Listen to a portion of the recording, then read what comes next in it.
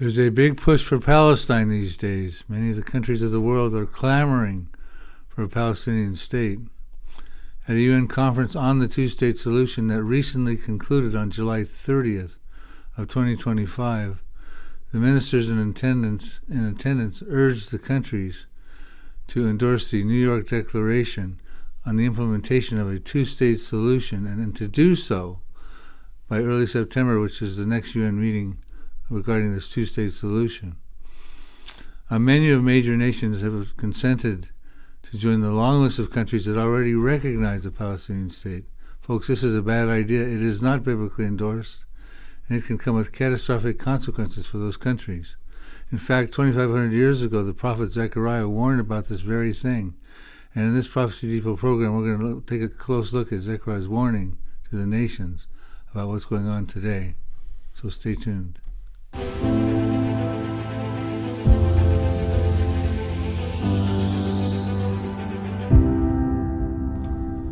I want to start this program off by quoting from an article that recently came out that will help establish the groundwork for this message I'm about to deliver in this program. It's with Prophecy Newswatch at prophecynewswatch.com, posted this on July 29th, 2025. The headline reads, "Dividing Israel, Defying God, the World's Dangerous Path Toward Judgment." The article reads, "At the United Nations General Assembly, a growing coalition of nations, once counted as friends of Israel, will formally push to recognize a Palestinian state." This is not about peace, it's about power. It's about appeasing an ideology that has raised its children to hate Jews and murder Israelis. And it's about something even more sobering for believers. This is another step to fulfilling Bible prophecy. France, co-chairing a UN summit with Saudi Arabia, has confirmed it will recognize a Palestinian state this September.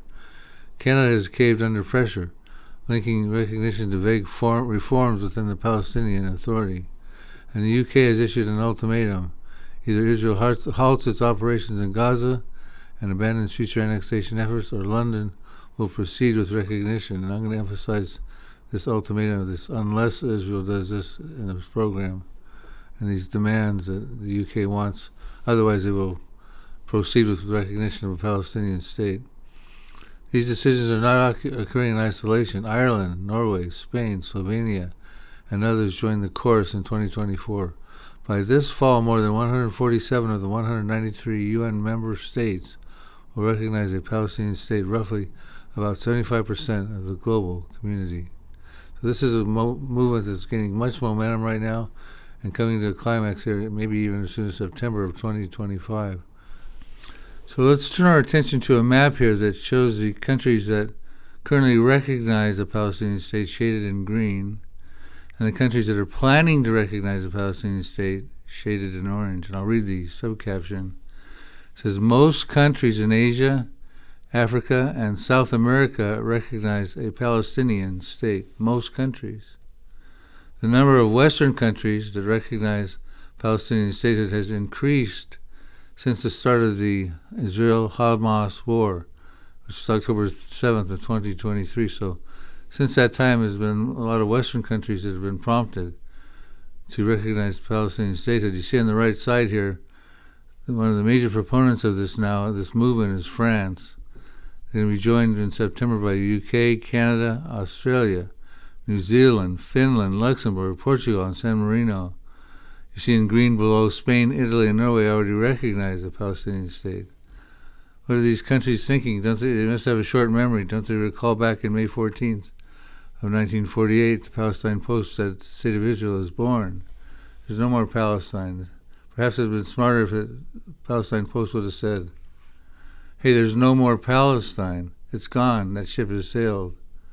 Unfortunately, back then the U.S. recognized the Jewish state, and even today we recognize Israel as the Jewish state. But back then others did not, and that included Egypt. See the headline there, Egypt Air Force Spitfires bombed Tel Aviv, one shot down. So you can see, and that's of course when the Arab-Israeli War of Independence happened in 1948. So it seems increasingly unlikely that Saudi Arabia is going to jump on board the Abraham Accords. In fact, to the contrary, we find that Saudi Arabia is locking arms with France, seeking support for a declaration on a two-state solution between Israel and the Palestinians. That's a Reuters report. You see the headline. On July 29th, just a day prior to the conclusion of the UN meeting on July 30th of 2025. It says France and Saudi revive Palestine nationhood bid. Goes on to read, Saudi Arabia and France on Tuesday called on countries at the United Nations to support a declaration that outlines tangible, time-bound, and irreversible steps towards implementing a two-state solution between Israel and the Palestinians. So, with Saudi Arabia and France at the helm, how's that going to pan out? What kind of peace plan would they be talking about? Well, it was probably going to involve the Saudi Peace Initiative, also known as the Arab Peace Initiative, API, which they proposed in 2002, and here's what it calls for. A comprehensive peace plan for resolving the Israeli-Palestinian conflict.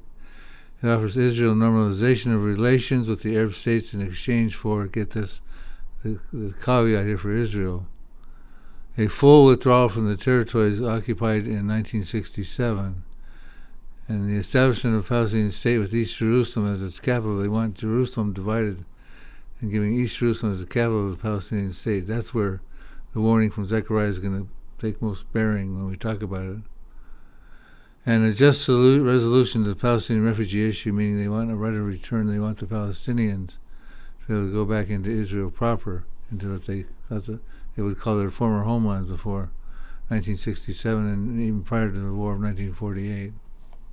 France and Saudi Arabia crafted a landmark declaration that seeks to not only talk about what can happen going forward to have a two-state solution, but also laid out a framework, and that was to first create a ceasefire, second, get humanitarian aid in for the desperately needing civilians, which we've all seen so much about, get the hostages out, and that's all living and deceased, disarm Hamas, and then, of course, it lays out a framework of governance without Hamas, but with the Palestinian Authority for the future of Gaza. Now, that all said, it was 145 speakers, and of course, the co-sponsors and the Secretary General speaking at this. So there was a broad consensus. And by the way, it was the first time the Arab countries in the world have condemned Hamas. That has not gotten to any Security Council resolution. So this was a movement to seeing if they can come up with a solution to the crisis that's taking place right now. That's the big question, because this conflict has gone on for 80 years, and there have been numerous attempts to resolve it. But right now, you're looking at just 6 weeks away at the UN General Assembly. You'll have all the major players in this conflict here at UN headquarters. You'll have Netanyahu and Abbas. You'll have Macron and Trump. You'll have the UK Prime Minister Starmer. You'll have so many and other heads of state, over 60 heads of state already signed up. And they will be here to look at that declaration, to see what can be done. And there was movement as almost concessions to Israel and the United States, which did not participate in this conference, but will be here in September at the UN General Assembly. And then, of course, it's anyone's guess if after all these years they can find a way to make peace in the region. But there's a lot of change on both sides, and that's hopeful. So the video acknowledged it's the first time since October 7th, 2023, that the Arab states actually came out and condemned the Hamas massacre. Well, what a big acknowledgement for them, considering Israel's blown Gaza to smithereens and decimated the Hamas, essentially. Apparently they don't support a losing cause anymore.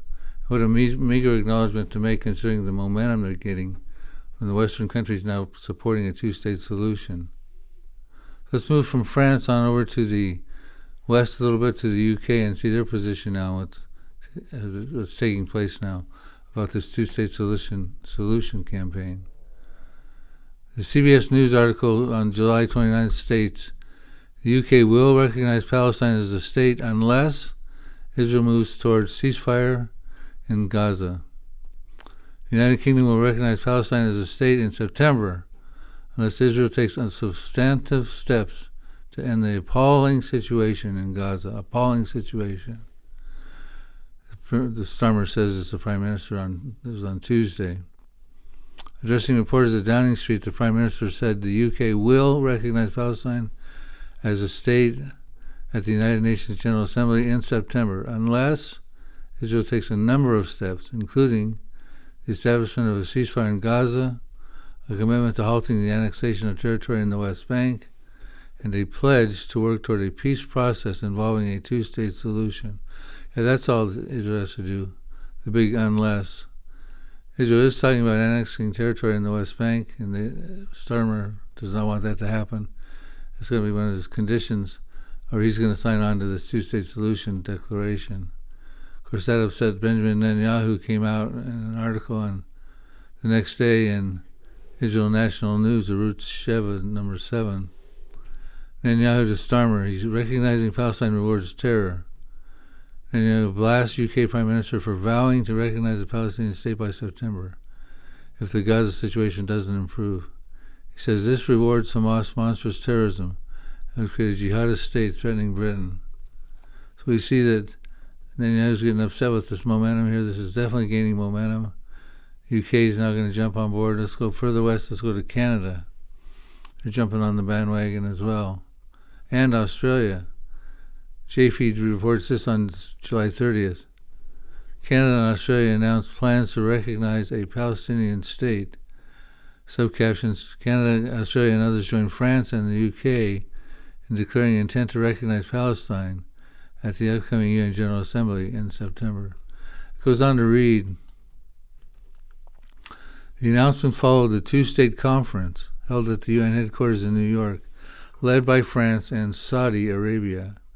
Several foreign ministers issued a joint statement calling for the implementation of a two-state solution and recognized the worsening humanitarian crisis in Gaza. Countries such as Australia, New Zealand, Finland, Luxembourg, Portugal, San Marino, and others expressed readiness to support the recognition. Spain, Ireland, and Norway have already issued formal declarations in recent months. Well, Prime Minister Mark Carney says Canada will recognize a Palestinian state in September, and U.S. President Donald Trump is reacting to this, saying the move could impact trade talks with our country. In making the announcement yesterday, Carney called the level of human suffering in Gaza currently intolerable. He also noted the decision is predicated on the Palestinian Authority carrying out reforms, including demilitarizing, as well as holding an election next year in which Hamas is not involved in any way. Carney says Canada has long been committed to a two-state solution in the ongoing war, but that its prospects have been, quote, steadily and gravely eroded. Now, the United Kingdom and France have also announced plans to recognize a Palestinian state if certain conditions are met. And U.S. President Donald Trump is lashing out over Ottawa's decision. In a late-night post on Truth Social, Trump wrote, wow, Canada has just announced that it is backing statehood for Palestine. That will make it very hard for us to make a trade deal with them. Oh, Canada. So Donald Trump says, oh, Canada, it's going to be hard to make a trade deal with you if you acknowledge a Palestinian state. So that's America's position. Let's see what the State Department says. July 28th, they issued this statement. The United States rejects a two-state solution conference. This is a publicity stunt. It comes in the middle of delicate diplomatic efforts to end the conflict. Far from promoting peace, the conference will prolong the war, embolden Hamas, and reward its obstruction and undermine real-world efforts to achieve peace. As Secretary Rubio has made clear, this effort is a slap in the face to the victims of October 7th and a reward for terrorism. It keeps hostages trapped in tunnels. Rubio went on to say, subsequently, reported by the Jerusalem Post, those recognizing a Palestinian state can't even tell you where it is, Rubio says. At the end of the day, Hamas is sitting there saying, we're winning the PR war. We got all these countries lining up on our side of this argument for the two-state solution. The article reads, at the end of the day, Hamas is sitting there saying, we're winning the PR war. We got all these countries lining up on the side of this argument. 140 heads of state threatening to recognize, or ones that have already recognized the Palestinian state, can't even tell you where the Palestinian state is. Of course, he's alluding to the fact that there never really was a Palestinian state per se. But the diaspora of the territory was characterized by loosely defined borders by whatever dominant power conquered it. So there really never was a Palestinian state. Okay, so now let's turn our attention to the warnings of Zechariah in chapter 12 to these countries that are so vigorously wanting to create a Palestinian state, and ultimately that would lead to the dividing of Jerusalem, with East Jerusalem becoming the capital of this Palestinian state. Ultimately, the consequences for this are severe. Jerusalem will become a burdensome stone to these countries that are meddling. It'll cut them to pieces and sorely wound them. We'll talk about that. I'm going to mix together, integrate a couple teaching videos that I've done, some segments with some slides in this next segment.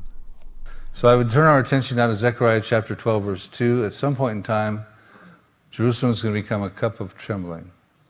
It says, "Behold, I will make Jerusalem a cup of trembling," or dizziness in some translations, "unto who? Unto all the people round about.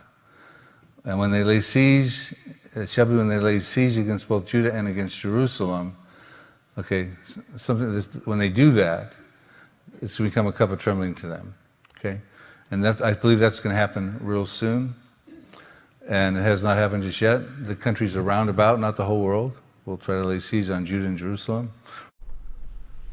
We just took a look at Zechariah 12, verse 2, and talked about the nations round about, not the international community at large, but the Arab states sharing borders with Israel. They will someday attempt to lay siege on Judah and Jerusalem. And they'll find out that that is a huge mistake, because the Lord will intervene and turn it into a cup of trembling to those nations. But what would the international community's position be around that time frame when that event is taking place? We go to Zechariah 12, verse 3 to find out. "And it shall happen in that day that I will make Jerusalem a very heavy stone for all peoples. All who would heave it away or impose a burden upon it will surely be cut in pieces, though all the nations of the earth are gathered or assembled against it." Now, I like to read the American Standard Version translation of that same verse. It says, "And shall come to pass in that day that I will make Jerusalem a burdensome stone for all the peoples. All the burden themselves with it shall be sorely wounded, and all the nations of the earth shall be gathered together against it." Now, many commentators believe that that particular verse, this verse, Zechariah 12:3, finds fulfillment in relationship with the end of time at the Armageddon campaign. Here's one example from the Bible Knowledge Commentary of the Old Testament by John F. Wolverd. Here's what he says about Zechariah 12, verse 3. That day, alluding to Zechariah 12:3, refers to the future battle, or better, the campaign of Armageddon, in which the nations of the armies will gather together at Jerusalem. So here's how I translate that verse, though. Basically, I believe that when Israel's surrounding Arab neighbors attempt to besiege and to falsely and forcibly possess Jerusalem in that day, the international community will attempt to intervene and impose a burden upon the city. Zechariah warns that this is a bad idea, because the burden will boomerang back to sorely wound or cut to pieces those nations. So when it comes to understanding Zechariah 12:3, the all nations, the burdensome stone about Jerusalem, it's important that you disconnect the Zechariah 12 prophecy with the War of Armageddon. I actually do this in an article I wrote on January 30th of 2025 called Zechariah 12, the War Before Armageddon. It's actually a war before Armageddon that precedes it. And in that article, you can get it at prophecydepot.com, my website. I actually compare Zechariah 12 to the all nations mentioned in Zechariah 14 and Revelation 19 and show the distinct differences. So because Zechariah 14, we'll take a brief look at that, talks about all nations, as does Zechariah 12:3. It's important to read this prophecy in Zechariah 14 and then show the distinct differences. And I'll do that in just this quick segment right here. Zechariah 14, 1-3 says, "Behold, the day of the Lord is coming, and your spoil will be divided in your midst, and I will gather all the nations to battle against Jerusalem. The city shall be taken, the houses rifled, and the women ravished. Half of the city shall go into captivity, but the remnant of the people shall not be cut off from the city. Then the Lord will go forth and fight against those nations as he fights in the day of battle." So there's going to come a time when all nations will be gathered by the Lord into Jerusalem for a successful siege. That's what Zechariah 14 is talking about. We compare Zechariah 12, the details, verses 2 through 6, versus Zechariah 14, 1 through 3 that we just read. We find these distinct differences. Zechariah 12:2 is an unsuccessful siege. It will be defeated by the Israeli Defense Forces. It's not successful. It's the peoples round about, only the surrounding nations, not all nations. Zechariah 14 is all nations. Zechariah 12 is just simply the surrounding Arab nations. It's a pre-tribulation prophecy. I point that out in the article versus a tribulation prophecy in Zechariah 14. The Zechariah 12 siege is they're gathering themselves together to seize on Judah and Jerusalem.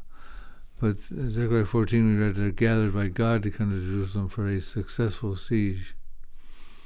Zechariah 12, there's a heavy stone impediment on the nations that meddle. But there's no stone impediment in Zechariah 14. The nations move in and just mow over and take over the city. The stone sorely wounds the nations that meddle in Zechariah 12, but there's no stone, no wounds in Zechariah 14. Zechariah 12:6 tells us that the IDF, with the help of God, defeats the Arab countries, the surrounding peoples, making it an unsuccessful siege. Zechariah 14 shows it's defeated only by God. We find that when Christ single-handedly, in various verses, defeats the Antichrist and his armies. There's no captives taken in Zechariah 12, but half of the city gets captive in Zechariah 14. Inhabitants turn out to be strong in Zechariah 12, verses 5 and 8, but they're not strong in Zechariah 14. The houses are rifled and the women are ravished.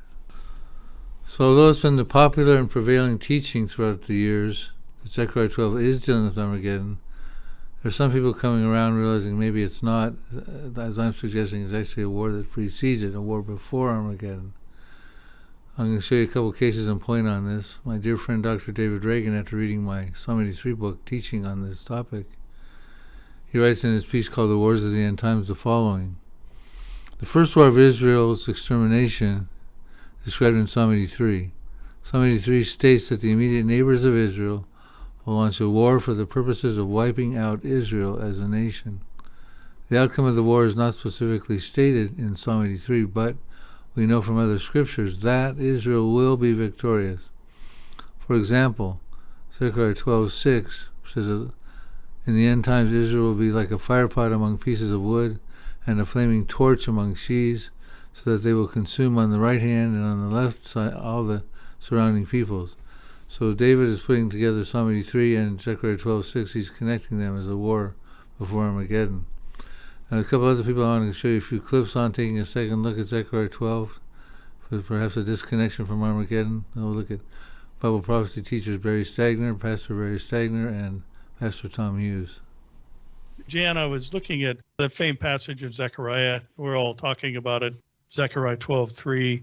But in watching what's happening right now, as you just mentioned a moment ago, they're fighting on 7 fronts. And to be honest with you, I'd never really noticed this before, but I think that there is possibly a progression that is mentioned in Zechariah chapter 12, where the Lord says, I will make Jerusalem a cup of drunkenness to all the surrounding peoples. The surrounding peoples right now are the ones who are looking at Jerusalem in that manner with a drunken hatred and animosity toward the nation of Israel. And then he talks later about the fact that all the nations will be gathered against Israel. So I think there's possibly something that's being communicated to us there that we couldn't see until now, as we're watching it develop, that this thing is going to broaden out. Let me ask you, Psalm 83, Bill, you're really the person that brought that to light, and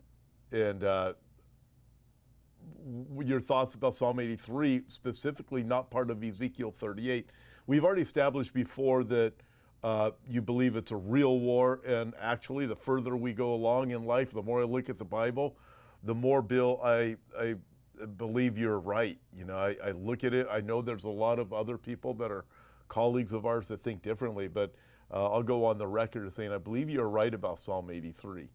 And also, as I look at Zechariah chapter 12, I believe you're right about that too. I look at these things and go, man, and even your prophecy of Elam, you know, same thing, Jeremiah chapter 49. I'll tell you this much, we live in days where all of these things are on the table right now. So dividing God's land or meddling with the status of Jerusalem is not a new phenomenon. The international community has been involved in this ever since Israel became a nation back in 1948.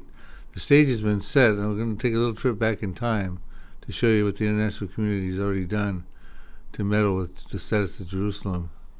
Take it back in time, the United Nations in the November 29, 1947, Resolution 181, also called the Partition Plan, when they were going to make Israel a nation again, they were going to have a problem with Jerusalem, and they were going to call it an international zone. So we find back at the Partition Plan, even back then, the international community was meddling about the status of Jerusalem. Then in 1948, of course, Israel became a nation, but Jerusalem was considered an international zone. Now, the Arab states around Israel, the ones we're talking about that will someday lay siege against Judah and Jerusalem, they all voted against there being in Israel. And then when Israel became a reality in 1948, they came together in a war. Now, the Arabs lost that war, and as a result, we had a phenomenon hit the scene called the Palestinian refugees. You see a picture there of some of these Palestinian refugees back in 1948 and 1949 in their tent communities. I believe the Bible alludes to them as the tents of Edom. Tents of, in the Bible, can mean refugee conditions or military encampments. And they show up in Bible prophecy. Now, the Edomites, ancient Edomites, have ethnical representation in the Palestinians today. Now, not all Palestinians have Edomite descent, but we can certainly trace their lineage of the Edomites into the Palestinians. Now, these refugees are numbered in the millions, and they're not just stuck in the land of Israel per se, but you see they're up there in the West Bank, which is also where Judea is. Judea and Samaria, the biblical heartland, encompassing the West Bank. And so you see you got a lot of the refugees in the West Bank. Of course, you got the Hamas and the Gaza over there, but you see those little red dots? These are refugees scattered throughout the whole Middle East, and they're struggling to have a homeland again because the Arab countries are not assimilating them into their countries. So also, as a result of that war, not only did you get the Palestinian refugee crisis, the tents of Edom, but the international community continued to meddle, and they attempted to divide the city of Jerusalem with the armistice agreements in 1949. Now, this was just meaning a line of demarcation. It was never meant to be permanent, and it didn't last very long. We'll show you in a moment.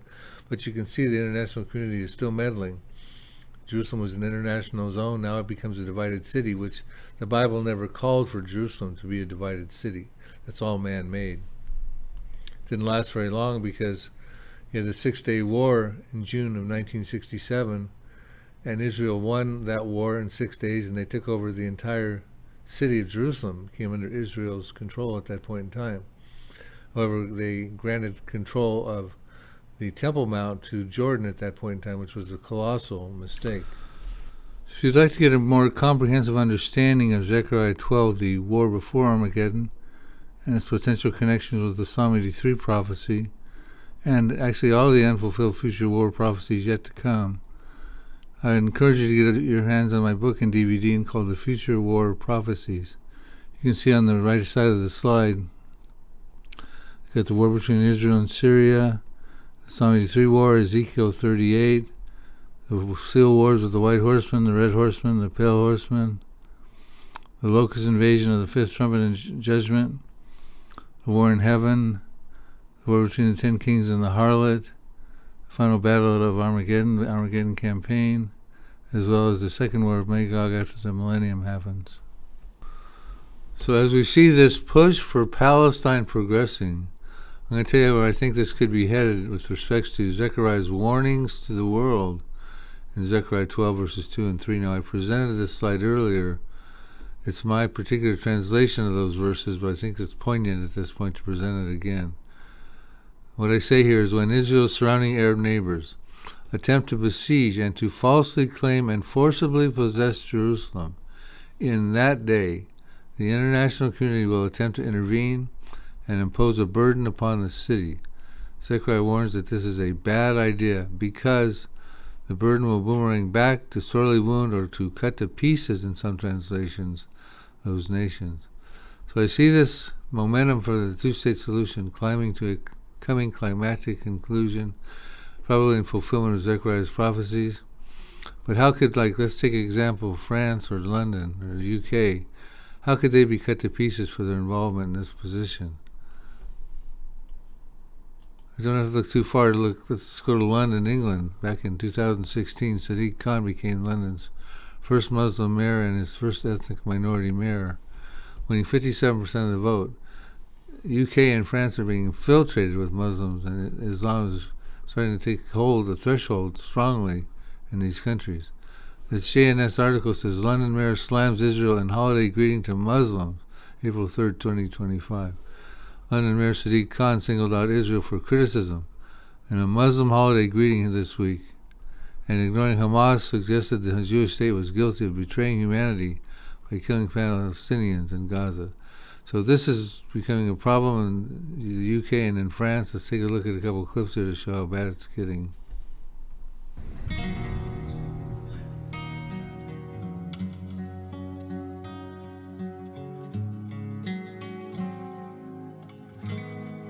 Islam is currently thriving in the UK, especially in London and Birmingham, with the Muslim population increasing by 44% in a decade. Today, more than 3.9 million Muslims live in the UK, making Islam the second largest religion. Many deserted churches have been converted into mosques, reflecting significant social and spiritual change. London is more religious than any other region, and Birmingham has been dubbed the new Mecca of the UK. France has long been a country which has been shaped by waves of immigration. There's the largest Muslim population in Europe and a rich history of diversity. Yet today, many who call France their home feel they are living in an increasingly hostile environment. Yes, there's Islamophobia in France. Of course, yes. There's a fear which is silly, but there is, yes. Not just Islamophobia, lots of religions suffer, diverse. There are looks, remarks, nasty remarks, but lots of looks. People push. So here we are in August of 2025, and the two-state solution is back on the table, and it's gaining international momentum. But Israel's already dismissed this possibility. It's too dangerous for the existence of the Jewish state. That ship has sailed. It's dead in the water. And if it happens, it'll be temporary at best, because the Bible tells us of a different end to the Arab-Israeli conflict. Not a politically brokered land for peace deal, but a military option. And we can look back to Zechariah chapter 12, verse 6 to find out how that's going to go. Dr. David Reagan had quoted this earlier in the presentation. I'm going to quote it again.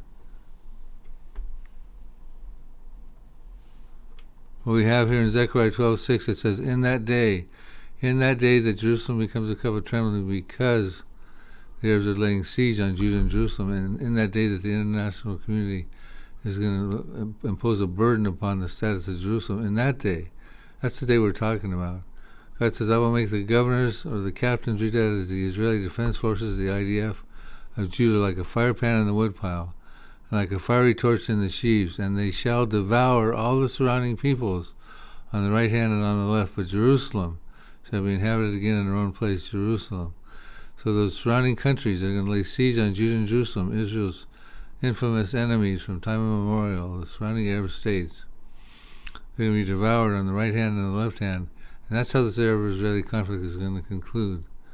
So thank you for joining me on this program. I hope it's been very helpful in understanding what's going on presently in the world today.